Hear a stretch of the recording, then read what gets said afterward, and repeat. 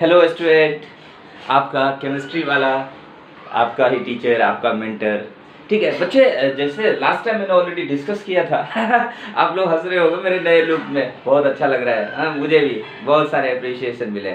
चलिए एनीवे, अभी हम लोग जो डिस्कस करने वाले हैं, लास्ट टाइम मैंने आप लोगों से डिस्कस कर लिया था, याद हो आप लोगों को कि मोल कॉन्सेप्ट में मैंने पार्टिकल्स तक की बातें कर लिया था। और पार्टिकल्स तक की बातें से आज हम लोग जो आगे बात करने वाले हैं आप लोगों के साथ, हाँ, जो पार्टिकल्स से आगे की बातें करेंगे। जैसे मैंने बोला था कि मोल्स में मोल्स वेट रिलेशन दिया था, मोल्स पार्टिकल रिलेशन दिया था, मोल्स वॉल्यूम रिलेशन दिया था। आज जो अपन बात करने वाले हैं बच्चे, ये जो बात करेंगे उसको हम लोग लिखने वाले हैं fourth one, moles number of electron, proton और न्यूट्रॉन्स। ठीक है, तो मोल्स को किसी भी टर्म में मैंने डिस्कस कर लिया है आप लोगों से कि मोल्स को अलग अलग टर्म्स में हम लोग डिवाइड करते हैं। जैसे कभी बोला था मोल्स को आप एक्सप्रेस कर लीजिए वॉल्यूम में, कभी वेट में, कभी मॉलिक्यूल्स में, एंड मेनी मोर। ठीक है, तो अभी बात कर रहे हैं इलेक्ट्रॉन, प्रोटॉन और न्यूट्रॉन के बारे में। तो इलेक्ट्रॉन, प्रोटॉन और न्यूट्रॉन्स के बारे में जब बात करेंगे तो सबसे पहले यदि मान लीजिए मुझे नंबर ऑफ इलेक्ट्रॉन्स निकालना हो, या मुझे नंबर ऑफ प्रोटॉन्स निकालना हो, या मुझे नंबर ऑफ न्यूट्रॉन्स निकालना हो। ठीक है बच्चे, इनमें से यदि अपने को कुछ भी निकालना होता है तो अपन सीधा सीधा इन सब के सिंपलेस्ट फॉर्म में फॉर्मूला दिखाते हैं। तो एक्चुअली क्या है, जो अपन पढ़ा रहे हैं वो बहुत ही ट्रिकी है। हाँ, बहुत सारे ट्रिक्स पढ़ा रहे हैं, इन ट्रिक्स को आप ओबे करेंगे, उन ट्रिक्स को ऑलरेडी आप यूज करेंगे तो किसी भी कॉम्पिटिटिव एग्जाम में बिना टाइम वेस्ट किए हुए आप फर्दर इस क्वेश्चन को यू कर देंगे। मतलब क्वेश्चन की कोई औकात नहीं होगी कि इससे बड़ा कुछ भी और भी चीजें पूछ ले। ठीक है, तो अभी क्या बात करने वाले हैं अपन, नंबर ऑफ इलेक्ट्रॉन्स। तो नंबर ऑफ इलेक्ट्रॉन्स कैसे फाइंड आउट करें, अपन मोल्स लिख लेंगे, उसको एवोगैड्रो नंबर से मल्टीप्लाई कर देंगे और साथ के साथ इसमें हम लोग एटॉमिक नंबर से मल्टीप्लाई कर देंगे। किससे मल्टीप्लाई करेंगे? Atomic number. अपन एक क्वेश्चन भी साथ के साथ कर रहे हैं। यहाँ पे क्वेश्चन देख रहे हैं, मुझे क्वेश्चन पूछ रहा है कि find out number of electrons in 18 gram H2O। ठीक है, मुझे क्या कह रहा है कि 18 ग्राम H2O में नंबर ऑफ इलेक्ट्रॉन्स कितने हैं। अब आप सोचो, सबसे पहले अपन क्या फाइंड आउट करें, मोल्स। और मोल्स मैंने पढ़ाया हुआ है, given weight upon gram molecular mass. तो इसका मोल्स कितना हो गया बच्चे, देखिए 18 डिवाइडेड बाय 18, तो मोल्स तो 1 आ गया। अब मोल्स के बाद मैंने फॉर्मूला लिखा है मोल्स के एवोगैड्रो नंबर से और एटॉमिक नंबर। अब एटॉमिक नंबर किसका? H2O का। अब H2O का, H2O तो मॉलिक्यूल है तो आप तो बोलेंगे मॉलिक्यूलर मास लिखे। ठीक है, मुझे मॉलिक्यूलर मास नहीं चाहिए, मुझे H2O का, जैसे अपन H2O की बात कर रहे हैं तो H2 में H का एटॉमिक नंबर 1 × 2 और ऑक्सीजन का कितना आ गया, ऑक्सीजन का 8, सो ओवरऑल इट इज कितना आ गया 10। तो यदि मैं इस मॉलिक्यूल का एक एटॉमिक वेट देखूं, हाँ, तो क्या हो जाएगा इसका 10, so it is atomic weight of H2O molecule. अब देखिए, यदि अपन नंबर ऑफ इलेक्ट्रॉन निकालना चाहते हैं तो नंबर ऑफ, देखिए सब कुछ मेरे पास डिफाइन है, तो मैं लिख सकता हूँ क्या, moles 1 Avogadro number Na into atomic number कितना आ गया 10, so we can write this is 10 Na। Define है। और अपन ये भी जानते हैं ना कि जितना नंबर ऑफ इलेक्ट्रॉन्स होता है उतना नंबर ऑफ प्रोटॉन्स भी होता है। पर बच्चे ये वाली चीजें सिर्फ और सिर्फ किसके लिए होगा, आइसोलेट केस में। आइसोलेटेड केस का क्या मतलब हुआ, या तो वो कंपाउंड हो या वो एटम हो। एटम हो, एटम भी क्या होता है, एटम में क्या होता है, नंबर ऑफ इलेक्ट्रॉन्स जितना होगा उतना ही नंबर ऑफ प्रोटॉन्स होगा। तो number of electrons is equal to number of protons. तो उस केस में क्या होएगा, जितना नंबर ऑफ इलेक्ट्रॉन दिख रहा है उतना ही नंबर ऑफ प्रोटॉन हो जाता है। तो इसका मतलब होगा कि फॉर्मूला भी अपन सेम लिखेंगे, Na इनटू एटॉमिक नंबर, है ना बच्चे।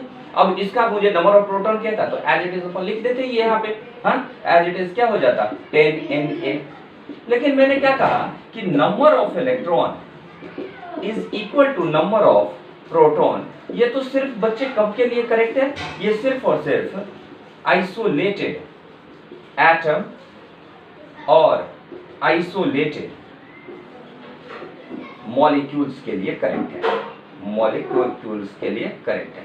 मतलब अपन क्या कह रहे हैं कि यदि CO2 लिखें तो CO2 केस में क्या होगा, जितने नंबर ऑफ इलेक्ट्रॉन्स आते होंगे उतने ही नंबर ऑफ प्रोटॉन्स भी आएगा, ठीक है। लेकिन यहीं पे मैं CO3 2 नेगेटिव ले लूं, SO4 2 नेगेटिव ले लूं, PO4 3 नेगेटिव ले लूं, ठीक है, H पॉजिटिव ले लूं, OH नेगेटिव ले लूं। अब इस केस में क्या होगा, नंबर ऑफ इलेक्ट्रॉन्स डिफरेंट होगा नंबर ऑफ इलेक्ट्रॉन से। मतलब यहाँ पे नहीं हम लोग बोल सकते कि number of electron is not equal to number of proton, number of proton. बच्चे क्या हुआ इसका मतलब एग्जैक्टली मैं ये बोलने की कोशिश कर रहा हूं कि जब हम लोग कभी भी आइसोलेटेड केस देखेंगे, न्यूट्रल केस देखेंगे, आइसोलेटेड से मेरा मतलब बच्चे न्यूट्रल से है ना। देखिए जब भी कभी न्यूट्रल, क्योंकि क्या होता है जितने भी एटम्स देखें या जितने भी मॉलिक्यूल्स देखते हैं वो क्या होता है, इलेक्ट्रिकली न्यूट्रल होता है जब तक कि उस पर कोई भी चार्ज न लिखा हो। जब भी कोई चार्ज लिखा होगा तो क्या होगा, कहीं ना कहीं आयंस में टर्न हो जाएगा, वो एटॉमिक केस रहेगा नहीं। तो आयंस के केस में क्या होगा, नंबर ऑफ इलेक्ट्रॉन्स और नंबर ऑफ प्रोटॉन्स के लिए आपको थोड़ा सा ध्यान रखना पड़ेगा, वो भी अपन आगे डिस्कस करेंगे इसी सेगमेंट में, ठीक है बच्चे। आई होप सो आप लोग लिख चुके होंगे, लिख गए, चलिए।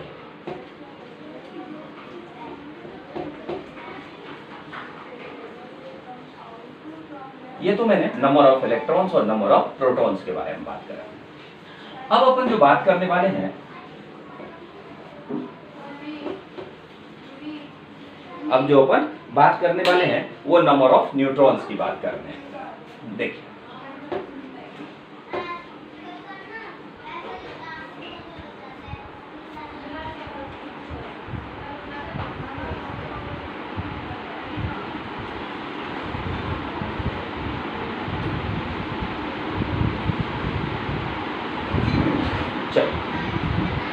तो अपन डिस्कस करेंगे अब नंबर ऑफ न्यूट्रॉन्स के बारे में। तो देखिए नंबर ऑफ न्यूट्रॉन्स हम लोग निकालने के लिए हम लोग क्या करते हैं, यदि मान लो अपन चाह रहे हैं नंबर ऑफ न्यूट्रॉन्स निकालेंगे, तो क्या होता है नंबर ऑफ न्यूट्रॉन्स में एज इट इज अपन क्या करेंगे, मोल्स निकालेंगे, फिर क्या करेंगे, एवोगैड्रो नंबर से मल्टीप्लाई करेंगे इनटू, अब इस केस में क्या होगा, एटॉमिक मास, अब एटॉमिक नंबर नहीं लिख रहे हैं, देखो atomic mass minus atomic number. बच्चे कैसे इस बात को कैसे अपन समझे, देखिए कैसे समझ रहे हैं। जैसे मान लो अपन फिर इससे एक क्वेश्चन लिखा और मैं क्वेश्चन में पूछता कि find number of electron, proton and neutron in 22 gram CO2। 22 gram CO2 में अपन क्या फाइंड आउट करना चाह रहे हैं, इलेक्ट्रॉन भी, प्रोटॉन भी और न्यूट्रॉन भी फाइंड आउट करना चाह रहे हैं। तो कैसे फाइंड आउट करते हैं, देखिए मोल्स, ये वन वेट अपन gram molecular mass, it is 22 divided by 44, 0.5 moles हो गया। अब अपन चाह रहे हैं नंबर ऑफ इलेक्ट्रॉन निकालना, तो क्या था, मोल्स, क्या था, Avogadro number and atomic number. Atomic number CO2 का कितना होगा, CO2 कार्बन का कितना होगा 6, एटॉमिक मास नहीं पूछ रहा हूँ, एटॉमिक नंबर पूछ रहा हूँ। So carbon is 6 and oxygen is what, it is 8 into 2, तो कितना हो गया बोलो 22। तो इसको अपन लिख सकते हैं ना 22, so overall it is 11 Na।